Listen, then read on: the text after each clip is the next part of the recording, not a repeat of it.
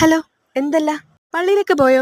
എന്തായാലും എനിക്ക് പള്ളിയിൽ പോകാൻ ഒരു 30 മിനിറ്റ് ഉണ്ട്. അതിനുള്ളിൽ നമ്മുടെ ബ്രേക്ക്ഫാസ്റ്റ് റെഡിയാക്കണം. അപ്പോൾ വായോ. അപ്പോൾ സംഭവം വേറൊന്നുമല്ല, ഒരു ബീഫ് സ്റ്റൂ ഉണ്ടാക്കാനാണ്.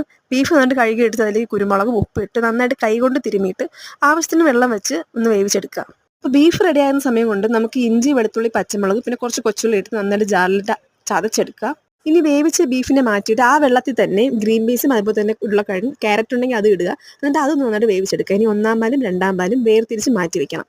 അപ്പൊ അത്രയേ ഉള്ളൂ, ജോലി കഴിഞ്ഞു. ഇനി എന്താ ചെയ്യേണ്ടതെന്ന് വെച്ചാൽ ഇതെല്ലാം കൂടെ ഒന്ന് കൂട്ടാക്കി എടുക്കാനാണ്. അതായത് ചട്ടി വെച്ച് വെളിച്ചെണ്ണ ഒഴിച്ചിട്ട് അതിനകത്ത് കുറച്ച് സവാള ഇട്ട് നന്നായിട്ട് വഴറ്റുക. എന്നിട്ട് നമ്മൾ ഓൾറെഡി അരച്ച് വെച്ച പേസ്റ്റ് അതിലോട്ട് ചേർക്കുക. വേവിച്ച് മാറ്റിയിരിക്കുന്ന സാധനങ്ങളൊക്കെ ഒരുമിച്ചാക്കുക. എന്നിട്ട് അതിൻ്റെ അകത്ത് നമ്മുടെ രണ്ടാം പാൽ ഫസ്റ്റ് ഒഴിക്കുക, അതിനുശേഷം ഒന്നാം പാൽ ഒഴിക്കുക.